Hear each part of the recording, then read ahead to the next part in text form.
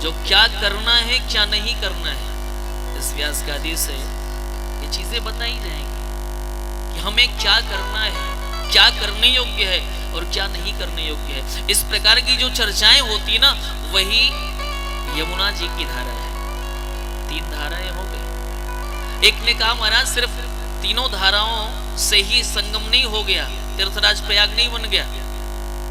तीर्थराज प्रयाग की और भी विशेषता है। क्या विशेषता है? वहां पर अक्षय वट है जिसका कभी क्षय नहीं होता है, शरण नहीं होता है। यहां पर कौन सा वट है? तो यहां पर भी वट वृक्ष है। कौन सा? वट विश्वास,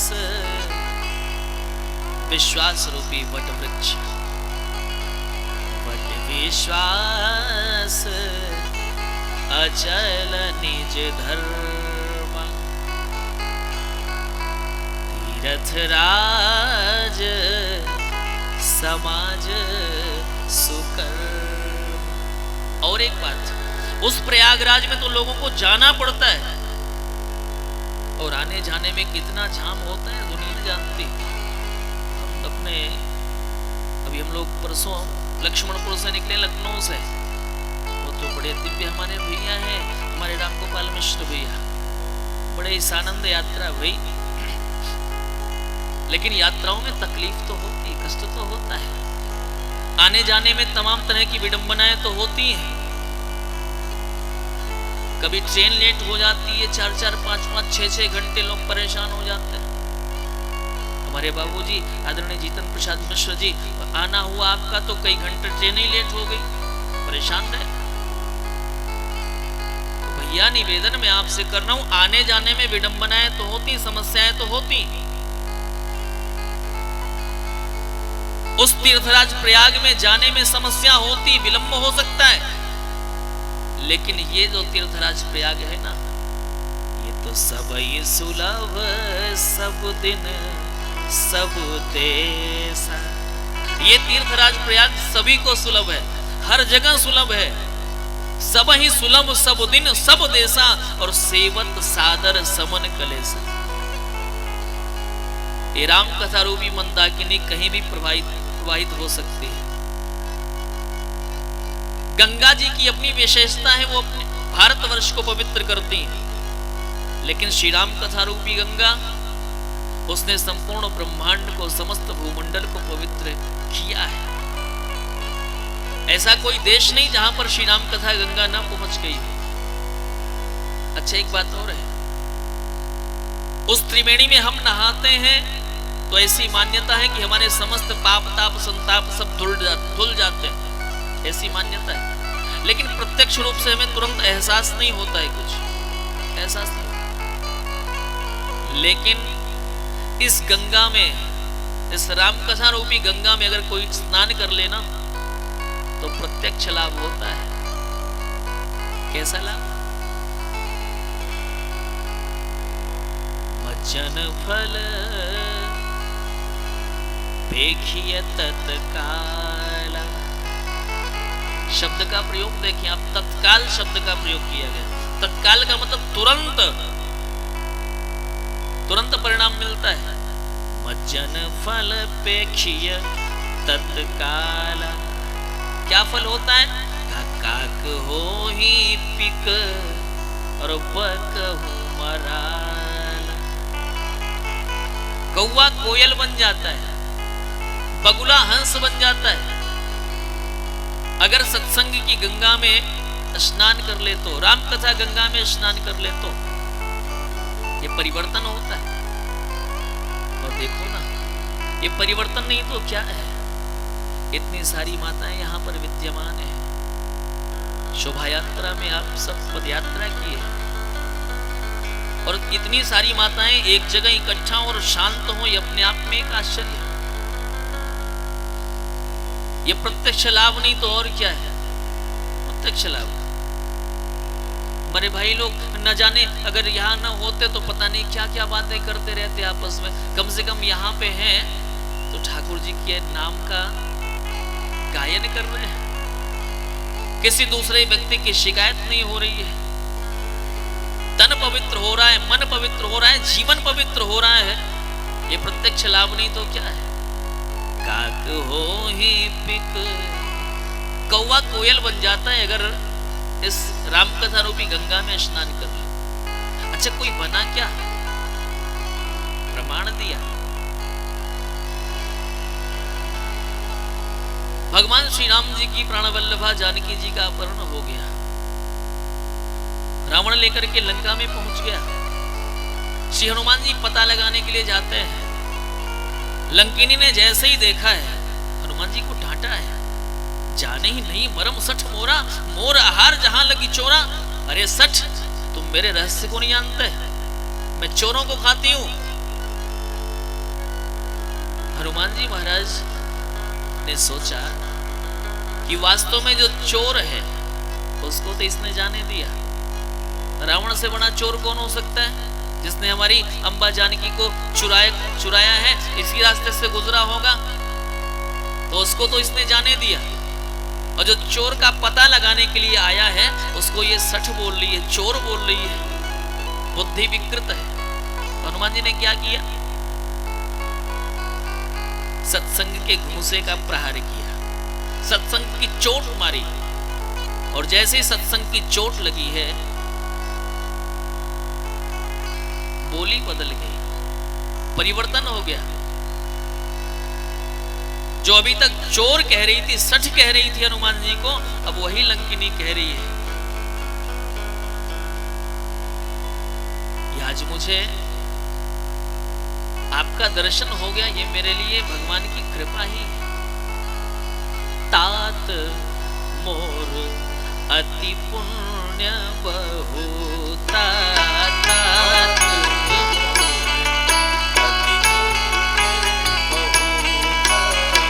देखे ओ नयन राम कर दूता, देखे ओ नयन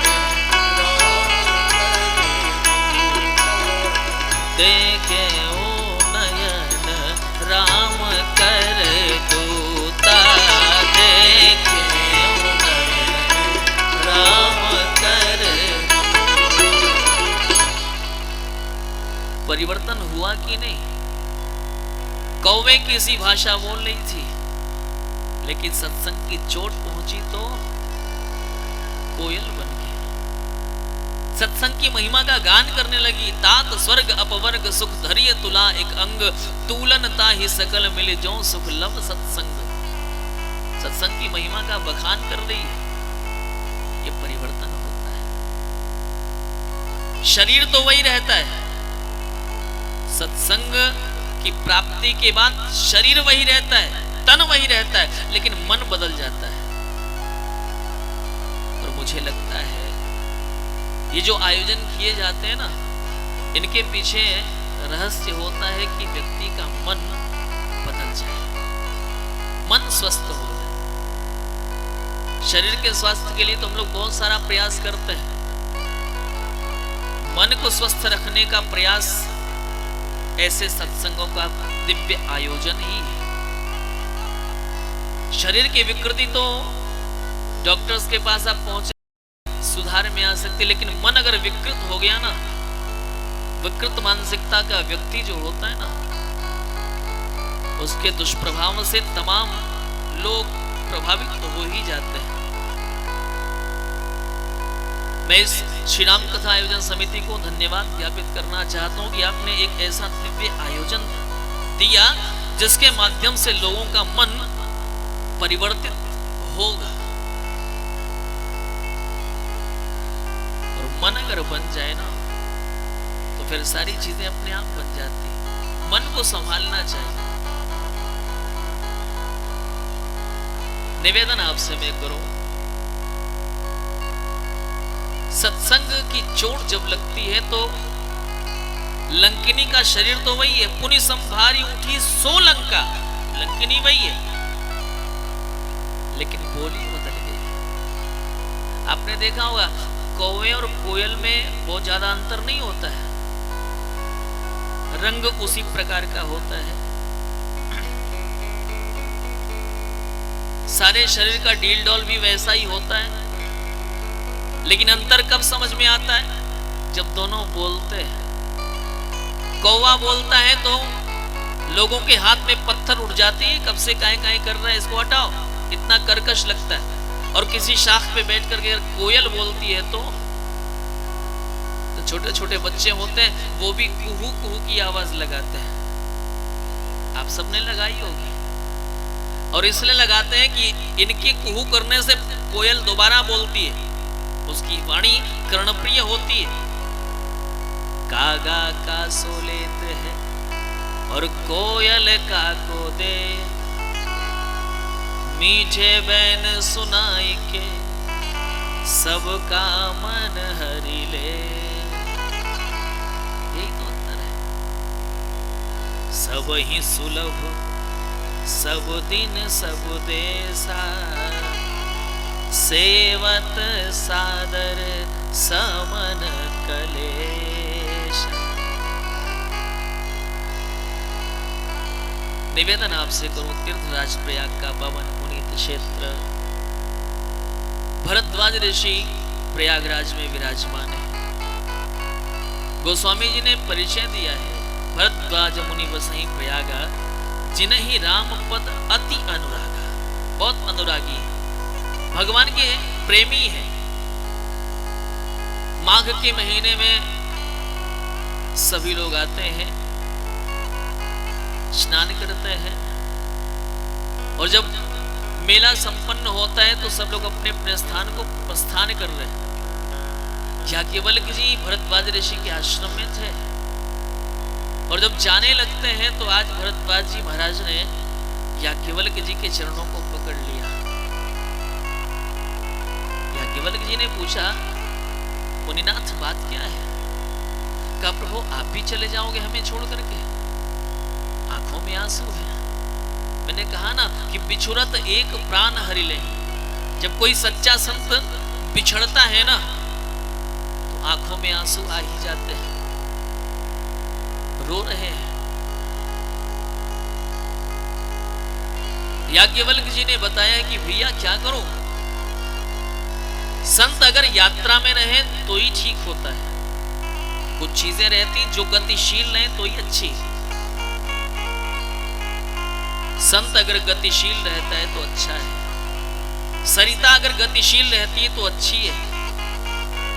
अगर ये चीजें एक जगह स्थिर हो गई ना तो प्रदूषित होने की संभावना बढ़ जाती है। जल अगर एक जगह स्थिर हो गया तो प्रदूषण हो जाएगा, तमाम तरह के उसमें मच्छर इत्यादि आ जाएंगे और तमाम तरह के रोग बढ़ना शुरू हो जाएंगे। वैसे अगर संत एक जगह टिक गया तो भी दिक्कत हो जाएगी। क्यों? क्योंकि संत जो होते हैं ना वो राम जी के संदेश वाहक होते हैं, भगवान का संदेश वाहक। अगर एक जगह रुक जाए तो सबकी चिट्ठी कैसे सब तक पहुंचेगी, आप समझो। पोस्टमैन अगर एक जगह ही खड़ा रह जाए तो सबकी चिट्ठी सब तक तो नहीं पहुंचा पाएगा। संत भगवान के दूत होते हैं। एक संत ने तो कहा है, राम सुसंतन के पिता संत राम के पूत, संतन होते जगत में तो रहते राम निपूत। अगर संत न होते तो भगवान निपूते रह जाते। संत अगर परिभ्रमण करता रहे तो ही अच्छा है। याज्ञवल्क्य जी समझा रहे हैं। भरद्वाज जी ने सोचा कैसे रोको, तो एक बढ़िया व्यास गादी बनाई और याज्ञवल्क्य जी को उस पर विराजमान कर दिया। चरणों में साष्टांग प्रणाम किया और एक प्रश्न कर दिया, राम कवन प्रभु पूछूं तो ही, राम कवन राम कवन प्रभु पूछूं तो ही, राम कवन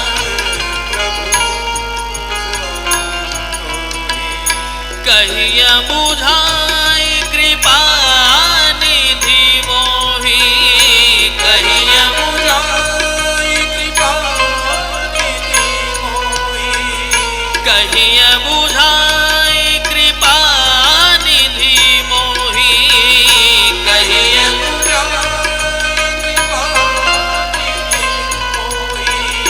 राम कवन प्रभु पूछऊं तोहि, राम कवन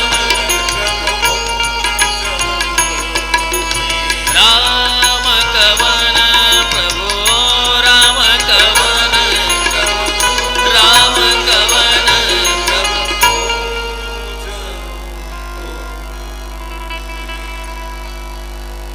भरद्वाज जी महाराज ने याज्ञवल्क्य जी से पूछा है, प्रभु ये राम जी कौन है?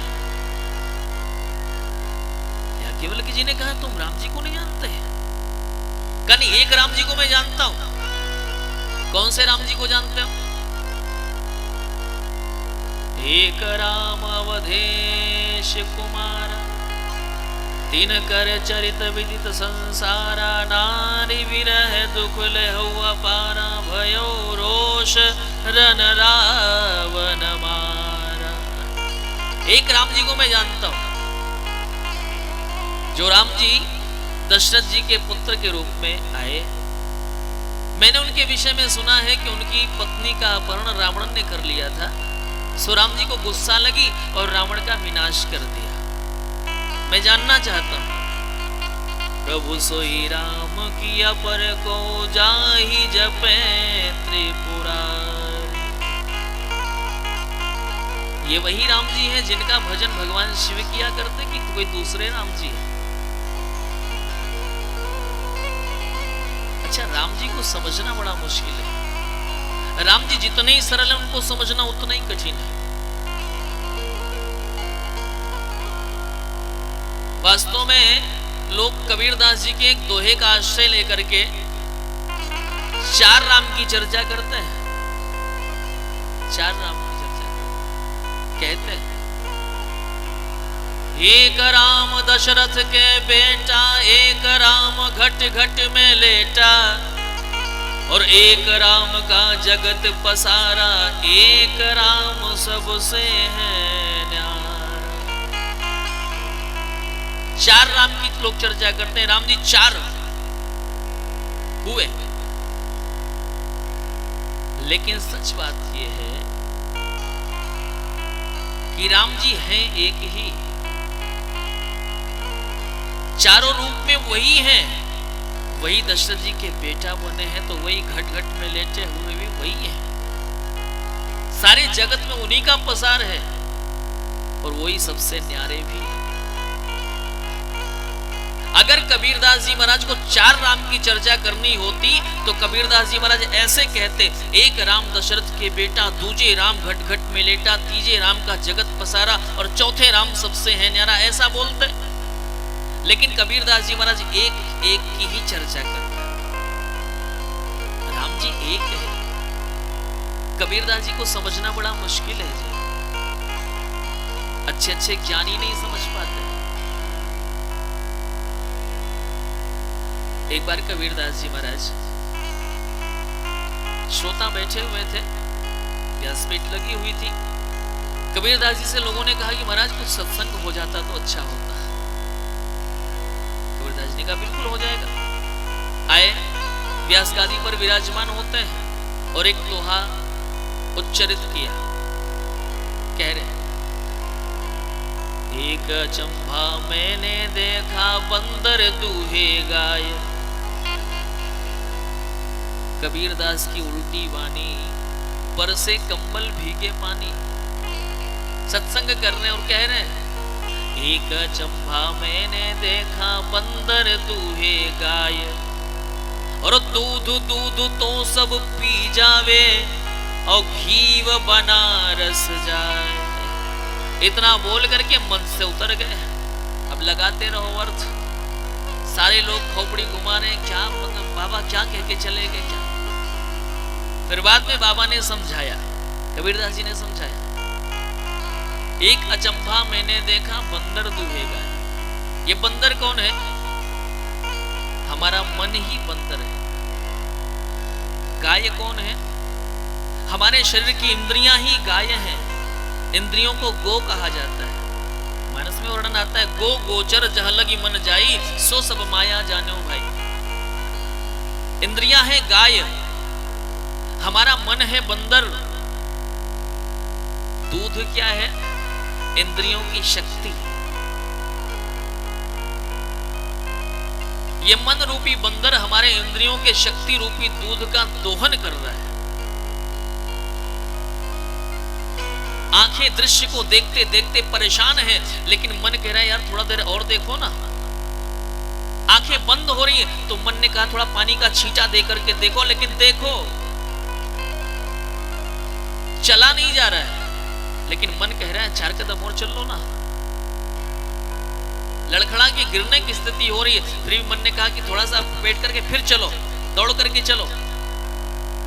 ये मन रूपी बंदर जो है ना, ये हमारे इंद्रिय रूपी गायों का शक्ति रूपी दूध का दोहन कर रहा है। और जब पूरी तरह से हमारी इंद्रियां अशक्त है तो लोग कहते हैं अब चलो बनारस, और वहीं प्राण छूटेगा तब मुक्ति मिलेगी। ये बचा हुआ शरीर, अशक्त शरीर, निवेदन आपसे करो, ऐसे मुक्ति थोड़ी मिलती है। भर्तृहरि जी नीति शतक में एक बात कहते हैं, यावद स्वस्थमिदं शरीरमरुजं यावज्जरा दूरतो यावच्चेन्द्रिय शक्तिरप्रतिहता यावच्छयो नायुषः आत्मश्रेयसि तावदेव विदुषां कार्यं प्रयत्नो महान् संदीप्ते भवने हि कूप खनने प्रत्युद्यम कीदृशः। तात्पर्य, यावद स्वस्थमिदं शरीरमरुजं यावत् जरा दूरतो, जब तक हमारा शरीर स्वस्थ है, जब तक हमारी इंद्रियां हमारा साथ दे रही हैं, तभी तक आत्मकल्याण के सारे कार्यों को कर लेना चाहिए।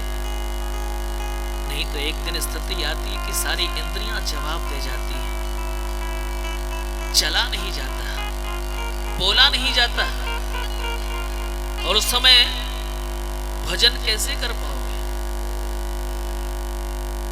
उस समय स्थिति तो वो होती है ना, घर में आग लग जाए तब व्यक्ति सोचे कि अब कुआं खोदेंगे और कुएं से पानी निकलेगा तब आग बुझावेंगे, तब तक तो महाराज पता नहीं कितने घर जल जाएंगे। इंद्रियों का सामर्थ्य जब तक है तभी तक आत्मकल्याण के कृत्य कर लेने चाहिए। निवेदन में आपसे कर रहा था, कबीरदास जी महाराज एक राम की ही चर्चा करते हैं। अगर 4 राम की बात करते तो अलग अलग कहते, दूसरा तीसरा चौथा इस प्रकार की बात करते, बार बार एक शब्द का प्रयोग किया है।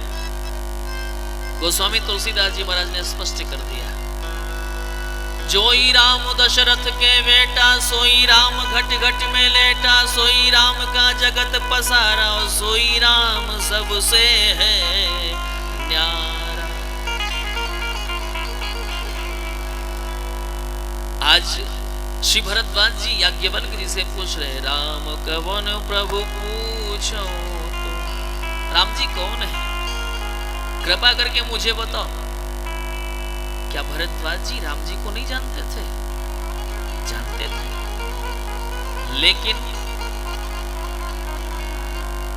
दुनिया राम जी से अनजानी न रह जाए इसलिए भरद्वाज जी अनजान बनकर के प्रश्न कर रहे हैं। दुनिया राम जी को जान सके इसलिए भरद्वाज जी अनजान बन जा रहे हैं। ऐसा नहीं कि राम जी के ऊपर उनको विश्वास नहीं है, राम जी के प्रभुत्व से वो अपरिचित है, ऐसा नहीं। संसार के हित के लिए प्रश्न कर रहे हैं।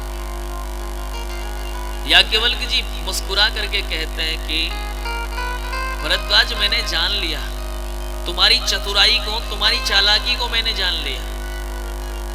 चाहो सुनई राम गुण गूढ़ा, चाहो सुनहि राम गुण, चाहो सुनहि राम गुण गूढ़ा, चाहो सुनहि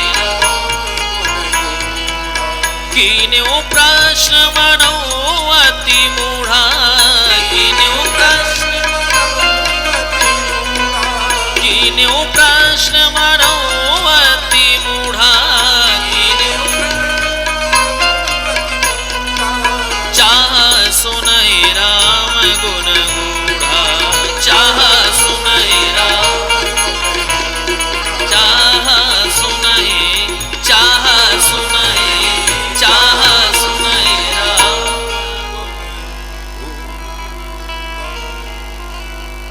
याज्ञवल्क्य जी ने कहा, भरद्वाज मैंने जान लिया कि आप हमसे राम कथा श्रवण करना चाहते हो, और इसीलिए ऐसा प्रश्न आपने हम मुझसे किया।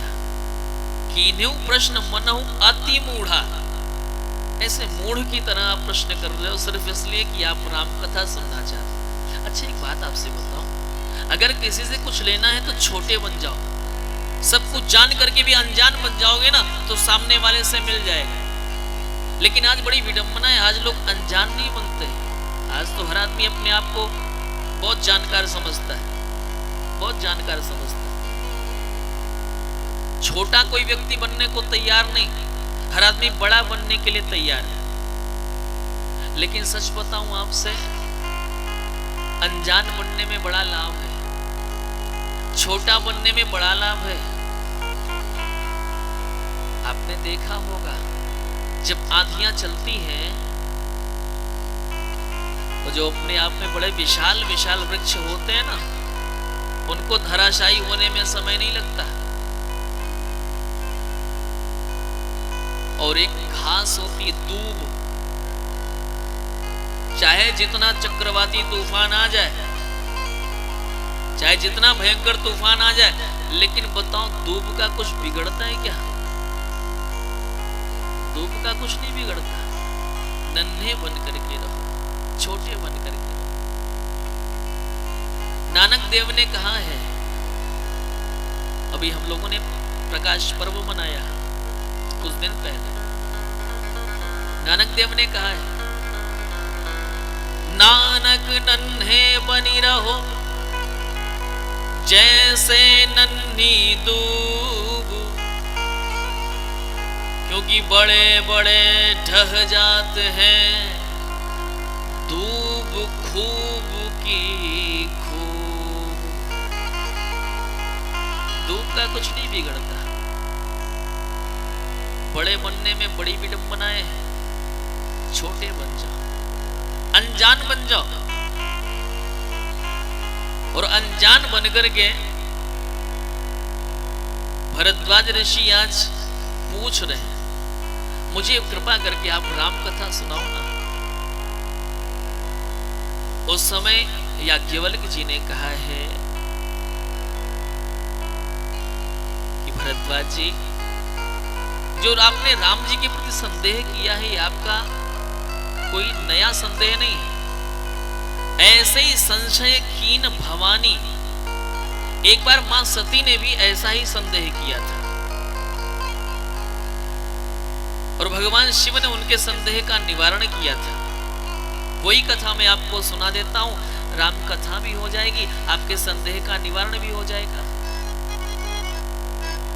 कह रही याज्ञवल्क्य जी कह रहे, एक बार त्रेता जुग माही, एक बार त्रेता जुग माही, एक बार त्रेता जुग माही, एक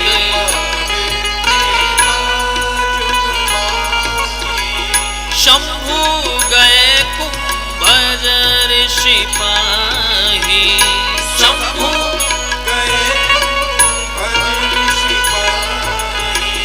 संग सती जग जननी भवानी,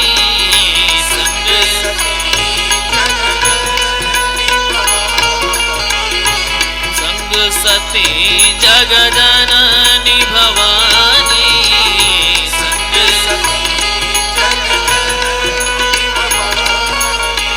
पूजे ऋषि अखिलेश्वर जानी, पूजे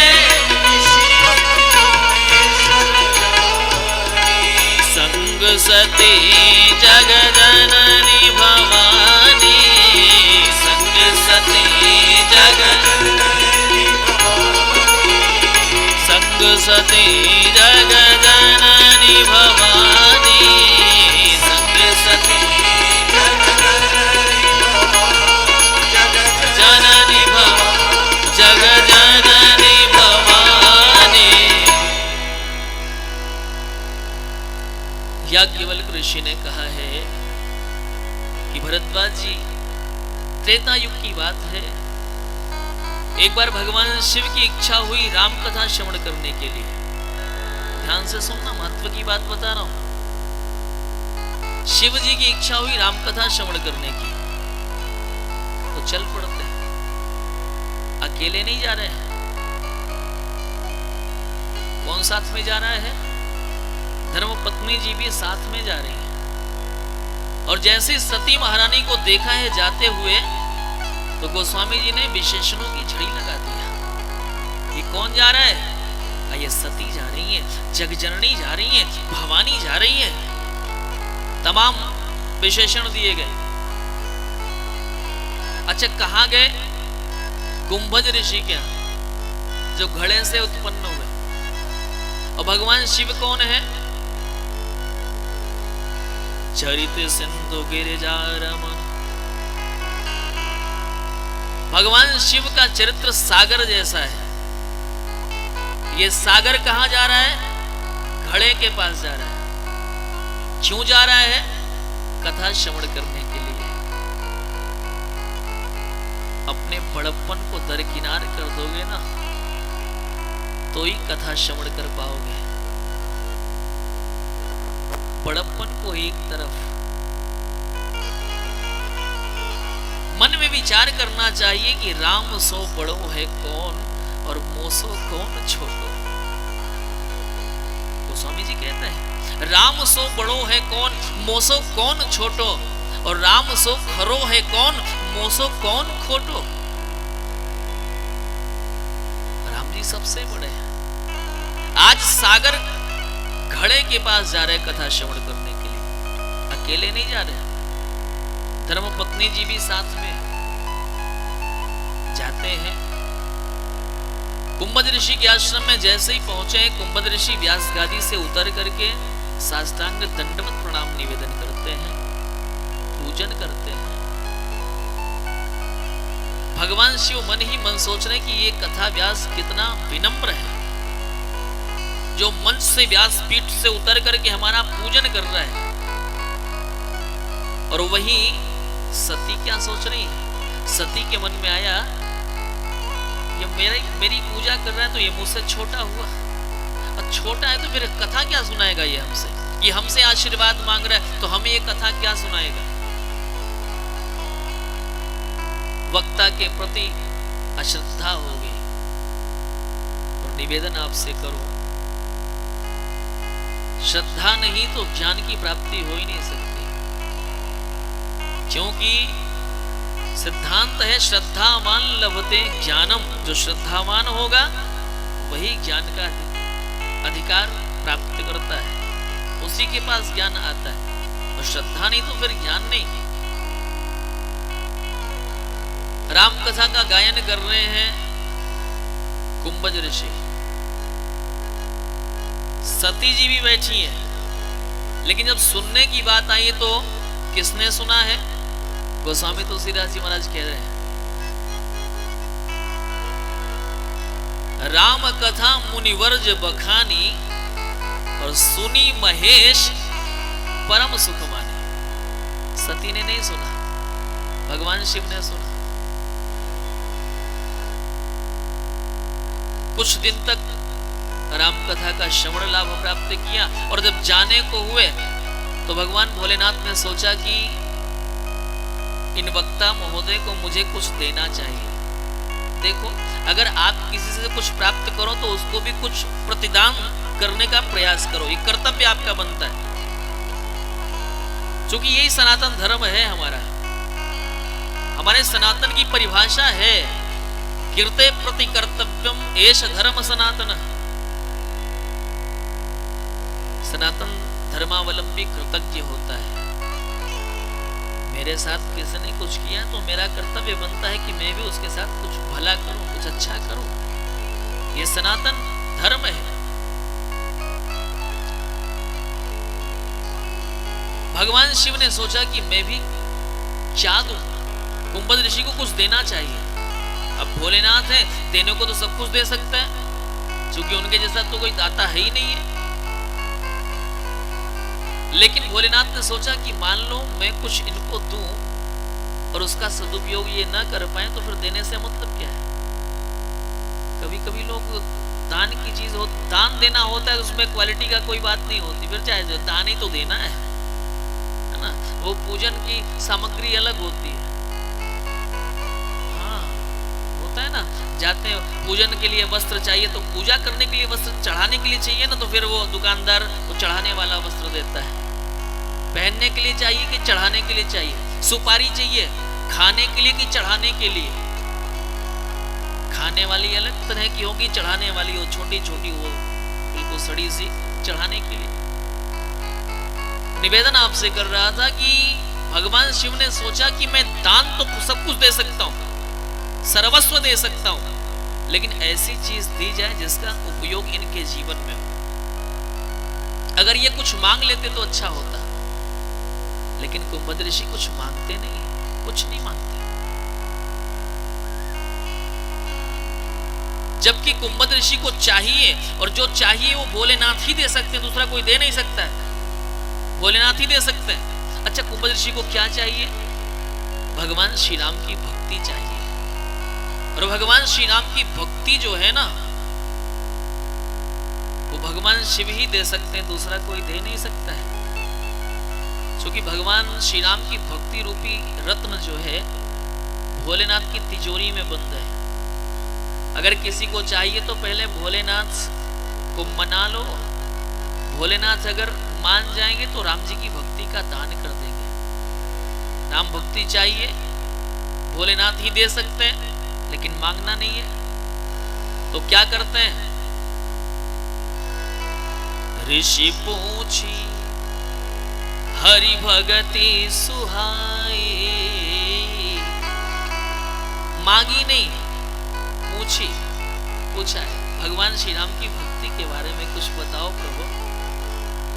भगवान शिव ने जान लिया कि भगवान श्री राम की भक्ति चाहिए तो फिर दान किया है। कहीं शंभु अधिकारी पाई, भक्ति का दान किया और वहां से चले। जब चले हैं तो भोलेनाथ को लग रहा है कि जिसकी कथा सुना है अगर उसका दर्शन हो जाता तो मन में आनंद हो जाता। और एक बात आपसे बताऊं, कथा सुनने की सार्थकता है। कथा सुनकर के भगवान की याद आने लगे ना तो जान लेना कि कथा सुनना सार्थक हो गया। भगवान की कथा श्रवण करने के बाद भगवान से मिलने की जिज्ञासा व्यक्ति के अंदर जागृत हो जाए तो जान लेना कि कथा सुनना सार्थक हो गया। भगवान की कथा सुनने के बाद भगवान से प्यार हो जाए तो समझ लेना कि कथा सुनना सार्थक हो गया। याद आनी चाहिए ठाकुर जी की। और सच बताऊं आपसे, याद शब्द कितना प्यारा सा है। याद बोलो याद, और उल्टा उसको पढ़ोगे तो दया। मतलब अगर हम भगवान की याद करते हैं तो भगवान हम पर दया जरूर करता है, ये पक्की बात है। इसलिए सभी लोग भगवान को याद करें। याद करने लायक है भी वो। हमारे साथ बड़ी विडंबना है, हम लोग दुनिया वालों को तो बहुत याद करते हैं। अगर किसी ने कान का आभूषण दे दिया, माताएं आभूषण प्रिय होती हैं, अगर कान का आभूषण दे दिया तो फिर बहुत प्रसन्नता से भैया ये हमारे उन्होंने दिया है कान का आभूषण। लेकिन एक बात बताऊं, आभूषण देने वाला तो याद रह गया, कान देने वाला कभी याद किया उसको आपने कि नहीं याद किया? जिसने कान दिया, हाथों का आभूषण खूब बढ़िया इन्होंने दिया, हाथ जिसने दिया वो ठाकुर जी जितना देते हैं ना, निःशुल्क देता है ठाकुर, दोनों हाथों से लुटा रहा है, और हम इतने कृतज्ञ हैं कि उसको याद भी नहीं कर पाते। जीवन की सार्थकता है भगवान की याद बनी रहे, हर पल तुम्हारी याद आती रहे, याद आती रहे, तेरी छवि मन को लुभाती रहे, तेरी छवि मन को लुभाती रहे, याद आती रहे, तेरी छवि मन को लुभाती रहे, आती रहे, तेरा मुझे हर पल तुम्हारी याद आती रहे, याद आती रहे, हर पल तुम्हारी याद आती रहे, आती रहे। हरि बोल। ताली सेवा सब लोग भाव से गाएं।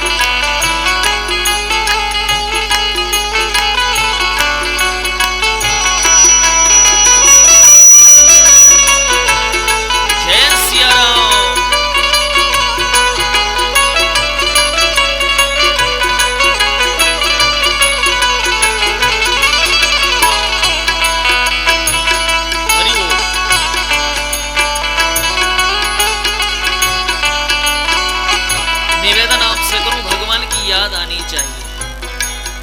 याद आएगी कैसे? इस संसार को देख करके संसार के करतार की याद आनी चाहिए।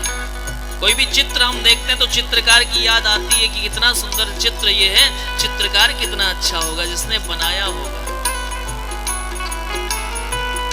फूल और कलियों में तेरी हंसी है, फूल और कलियों में तेरी हंसी है, फूल और कलियों में तेरी हंसी है, फूल और कलियों में तेरी हंसी है, बुलबुल के गीतों में तेरी खुशी है,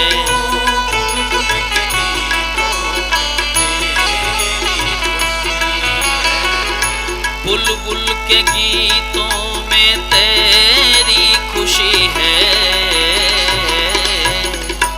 वाणी तेरे ही गीत गाती रहे, याद आती रहे,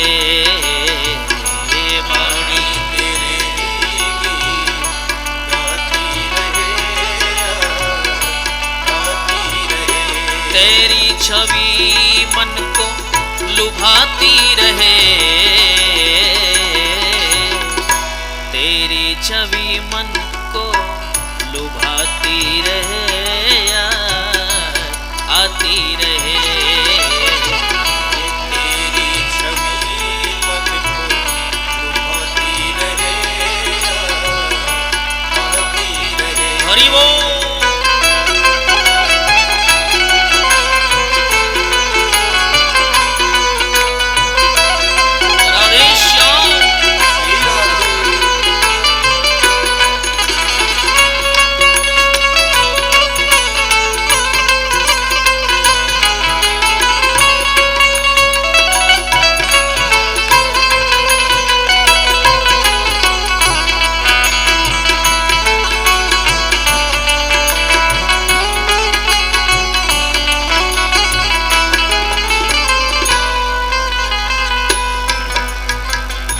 जब कुछ नहीं था तू तब भी था प्यारे, जब कुछ नहीं था तू तब भी था प्यारे, जब कुछ नहीं था तू तब भी था प्यारे, जब कुछ नहीं था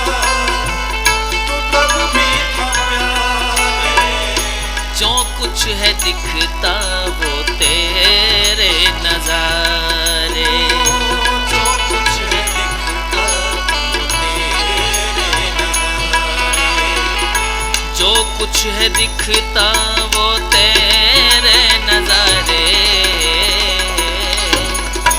नैनों में मेरे छवि समाती रहे याद आती रहे, ये नैनों में मेरे छवि समाती रहे, आती रहे। तेरी छवि मन को लुभाती रहे, तेरी छवि मन को लुभाती रहे याद आती रहे। तेरी छवि मन को लुभाती रहे, आती रहे। भजन के अंतिम भाव, जनपद में की चाह यही है, जनपद में की चाह यही है। ये सिर्फ पद्मेश की चाह नहीं होनी चाहिए, आप सबकी चाह होनी चाहिए, क्योंकि चाहत वास्तव में यही है। सभी लोग मेरे साथ बोले, हम सबकी प्रभु चाह यही है, हम सबकी प्रभु चाह यही है। राम मिलन की तो राह यही है, राम मिलन की तो राह यही है। श्री राम मिलन की तो राह यही है। जिह्वा ये कीर्तन गुण गुनाती रहे याद आती रहे, ये जिह्वा ये कीर्तन गुनाती रहे, आती रहे। तेरी छवि मन को लुभाती रहे, तेरी छवि मन को लुभाती रहे याद आती रहे। तेरी छवि मन को लुभाती रहे, आती रहे। ये हर पल तुम्हारी याद आती रहे याद आती रहे। हर पल तुम्हारी आती रहे, आती रहे। ओ याद आती रहे, आती रहे। ओ याद आती रहे याद आती रहे। बोलिए भक्तवत्सल भगवान की जय। उनका दर्शन हो जाता तो आनंद आता। हृदय विचारत जात हर कहीं भी दर्शन हो, गुप्त रूप अवतरे प्रभु गए जान सब। भगवान ने भगवान शिव के अंतर मन की इच्छा को रखा है, और क्यों ना रखे, भगवान का विरद है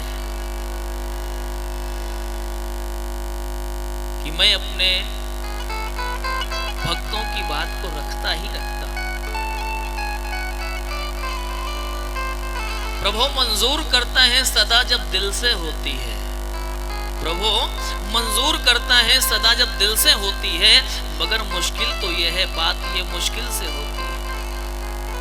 भगवान से दिल सबका लगता नहीं। भगवान शिव ने जैसे ही विचार किया कि दर्शन हो जाता, ठाकुर जी प्रकट हो गए।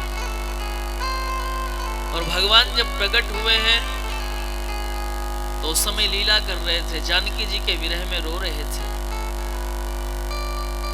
भगवान शिव ने दूर से ही प्रणाम किया है, जय सच्चिदानंद जग पावन, अस कही चले मनोज न सावन। लेकिन सती को संदेह हो गया,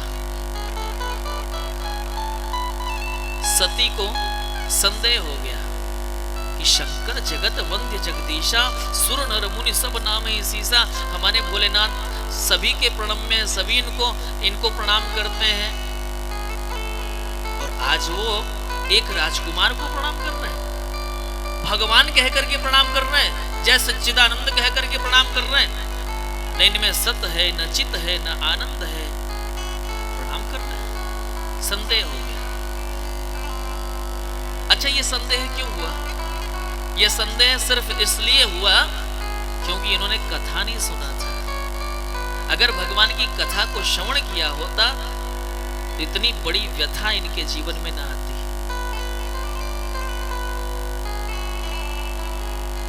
सती महारानी को भगवान शिव बार बार समझा रहे हैं कि देवी, जासु कथा कुंभज ऋषि गाई, भगति जासु में मुनि सुनाई, सोई मम इष्ट देव रघुवीरा।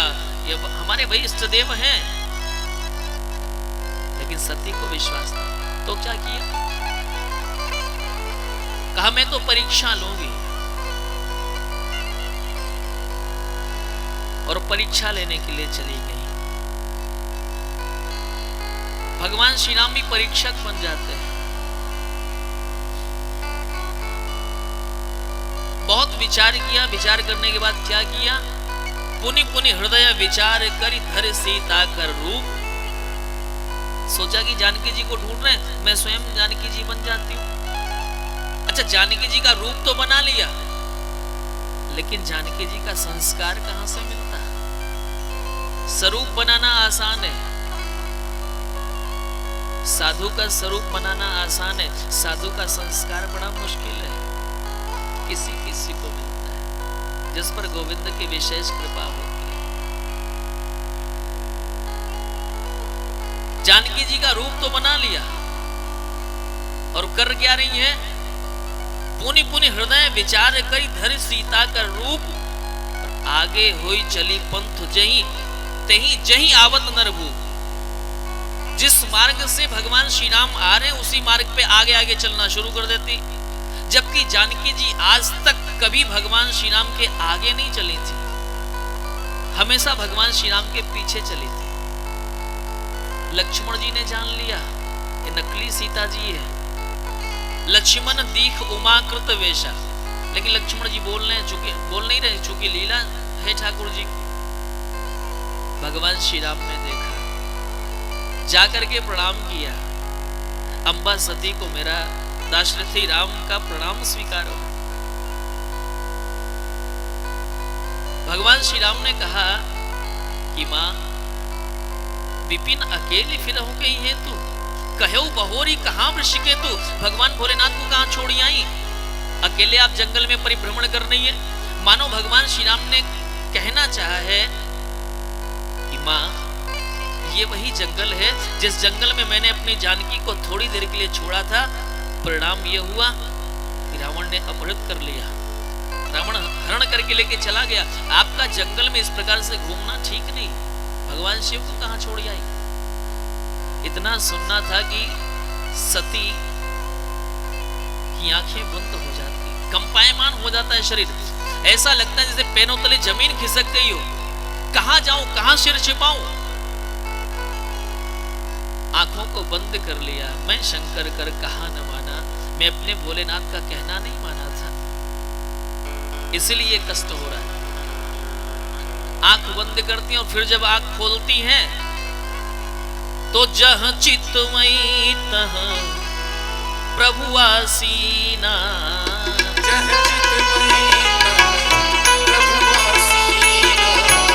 जह चितमयी तह प्रभु आसीना। जह चितमयी सेवहि सेठ मुनीश प्रवीणा। सेवहि सेठ सेवहि सेठ मुनीश प्रवीणा। सेवहि सेठ मैं शंकर कर कहा न माना। मैं शंकर मैं शंकर कर कहा न माना।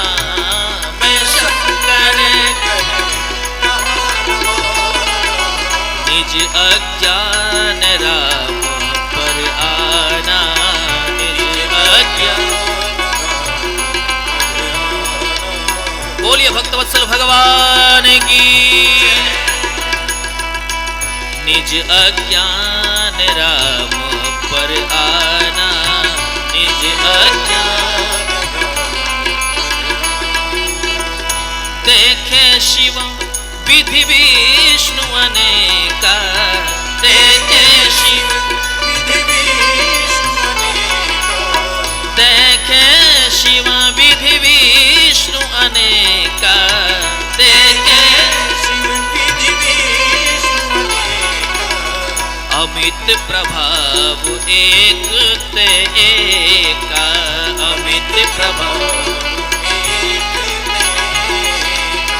अमित प्रभाव एक ते एका, अमित प्रभाव एक ते एका,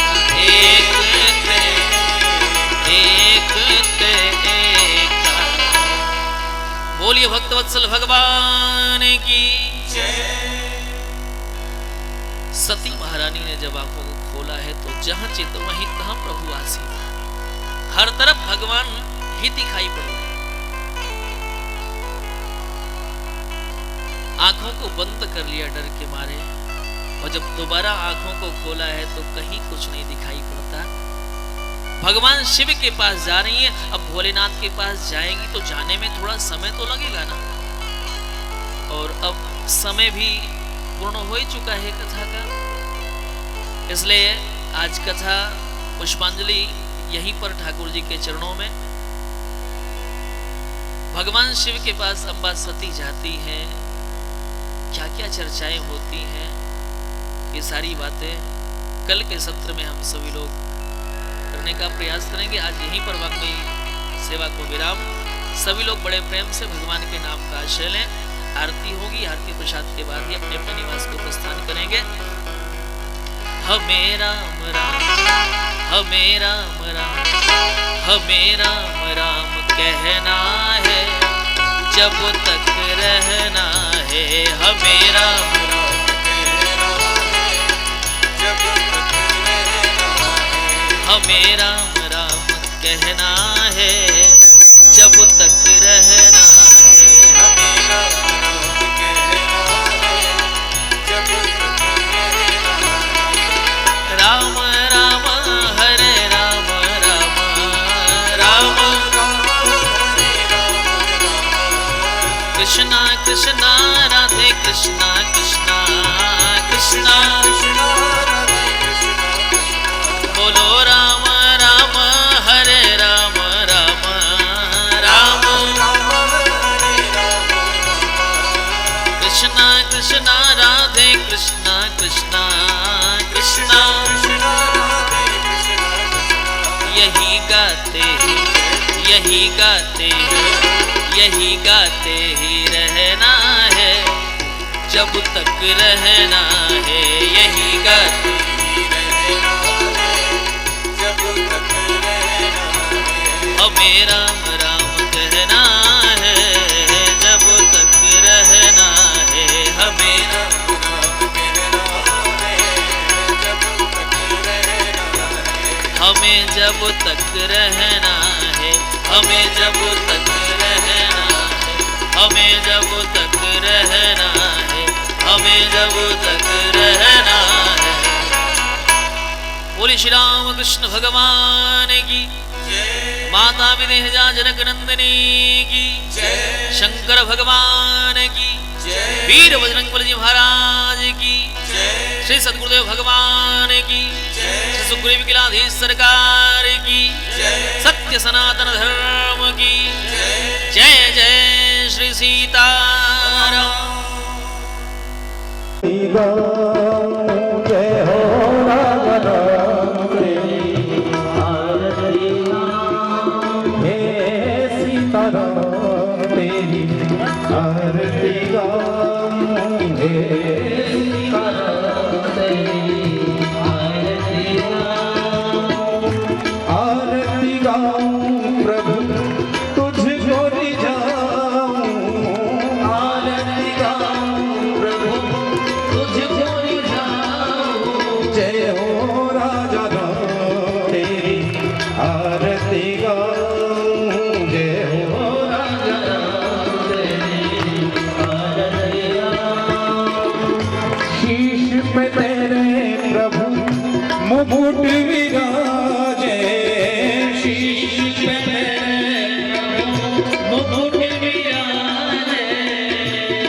पीतांबर वस्त्र साजे, गल पीतांबर वस्त्र साजे, चरणों में तेरे पुष्प चढ़ाऊं, चरणों में तेरे पुष्प चढ़ाऊं, हे राजा राम तेरी आरती गाऊं, हे राजा राम तेरी आरती गाऊं, वाम भाग शोभित जग जननी, वाम भाग शोभित जग जननी, शरण विराजत है सुख रंजनी, शरण विराजत है सुख रंजनी, शिने शिने परे फूलों शिने शिने परे हे राजा राम तेरी आरती गाऊं, हे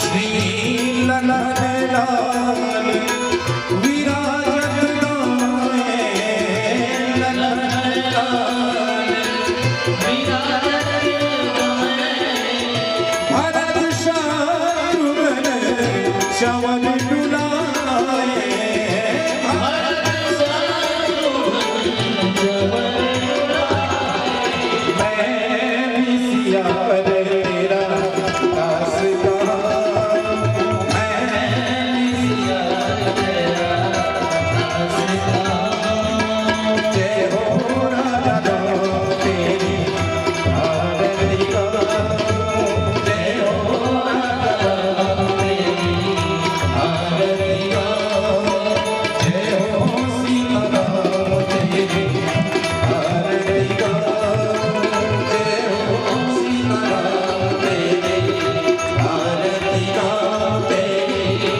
आरती गाऊं, तेरी आरती गाऊं, कर्पूर गौरम करुणाकारं संसार सारं भुजगेन्द्रहारं सदा वसन्तं हृदयारविन्दे भवं भवानी सहितं नमामि, त्वमेव माता च पिता त्वमेव, त्वमेव बन्धुश्च सखा त्वमेव, त्वमेव वीर्या द्रविणं त्वमेव, त्वमेव सर्वं मम देव देव, मम देव देव, मम देव देव। करणम आराधनं देवता पुष्पाणि पुष्पांजलि काय काय और जो लोग हैं वो सुन कर पुष्पांजलि करेंगे आदि हरि ओम जय जय जयमय मंगलदेवा स्थान धर्माय प्रथमाय आरती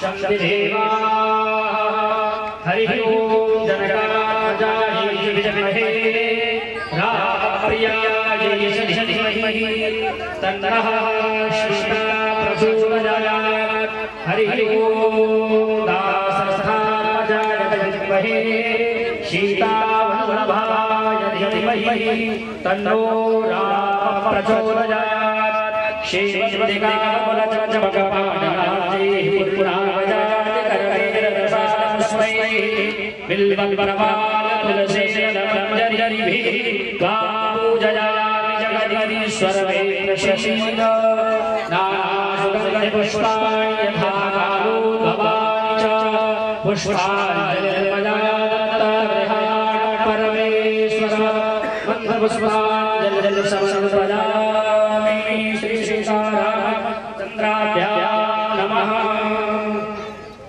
जोर से शरण लगाएंगे उपस्थित है। बोले श्री सीतारामचंद्र भगवान की, श्री हनुमान महाराज की, श्री अयोध्या धाम की, श्री राम कथा महोत्सव की, श्री राम जन्मभूमि की, श्री कृष्ण जन्मभूमि की, श्री काशी विश्वनाथ भगवान की, श्री व्यास महाराज की, सत्य सनातन वैदिक धर्म की, अधर्म का प्राणियों में विश्व का नमः पार्वती पतये हर हर महादेव। सर्वे भवन्तु सुखिनः, सर्वे सन्तु निरामयाः, शान्ति शान्ति। इस प्रकार और खूब बढ़ करके सब लोग यज्ञ में सम्मिलित हों और इस पांडाल में आकर के अपने इस मानव जीवन को कृतार्थ करने का कष्ट करें। जय जय श्री सीताराम।